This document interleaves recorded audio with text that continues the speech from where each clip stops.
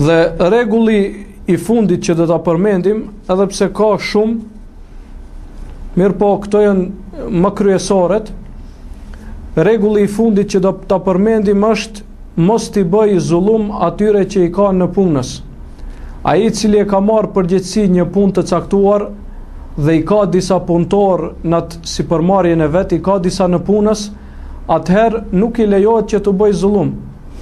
Nuk i lejohet që t'u bëj zullum, duke e shfrytzuar gjendjen e tyre, duke ja vonuar pagat e kështu me radhë. Pejgamberi alayhis salam thot: "U'tul ajira ajrahu qabla an yajuffa irkuhu." Jepjani thot në punësit tuaj, atij që e keni marrë për ta kryer një punë tek ju, jepjani shpërblimin e tij para se t'i thahet djersa e tij.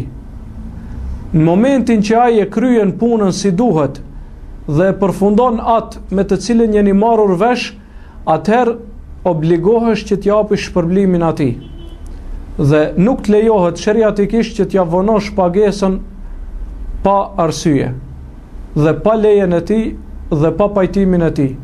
Në momentin që ai e kërkon, obligohesh, po në qoftë se e don nevoja edhe të marrësh hua dikun të huazosh dhe t'ja japësh atij hakun e tij.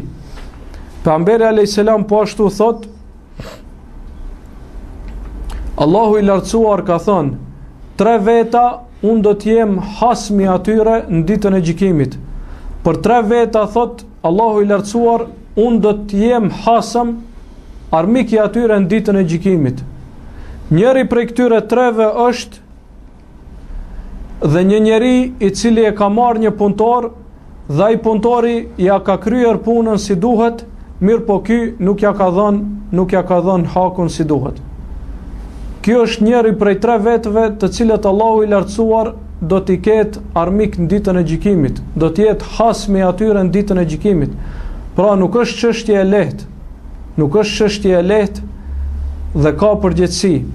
Në momentin që ti e merr dikën për ta kryer një punë të caktuar dhe kjo ndodh për fat keq ndodh sidomos në ndërtimtari.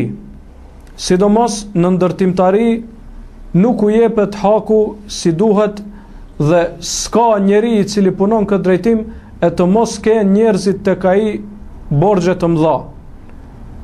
Ai e kryen punën, mirë po pagesa nuk i jepet si duhet. Pagesa nuk i jepet si duhet. Dhe kjo është prej dukurive më të mëdha të haramit në shoqërinë tonë. Dukuria e parë është krediti.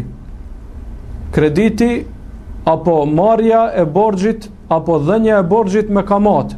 Kjo është dukuria e parë dhe harami që ne e shohim si një ndër më të mëdhajt në shoqërinë tonë, që është përhap, është bërë një dukuri e madhe. Dhe e dyta është mos dhënia e hakut punëtorit, sidomos në ndërtimtari. S'ka njeri i cili punon këtë drejtim e mos të kenë njerëzit tek ai borxhe të mëdha, edhe atë pa pajtimin e atij, pa lejen e atij, pa dëshirën e atij. Pra është diçka që shkatron. Është një mëkat i cili e shkatron shoqërinë, sepse humb besa, humb emaneti, humb besimi tek njerëzit. Më herët ke gjetur njeri i cili të huazon, mirë po tash nuk ka më të tillë, sepse ka humb besimi tek njerëzit. Dhe këto mëkate dhe këto gabime që i bëjmë ne në tregtinë tonë, në punën tonë me njerëzit, këto mëkate shkaktojnë që të humb besimi, të humb bereqeti e kështu me radhë. Pra, janë prej mëkateve shkatruese.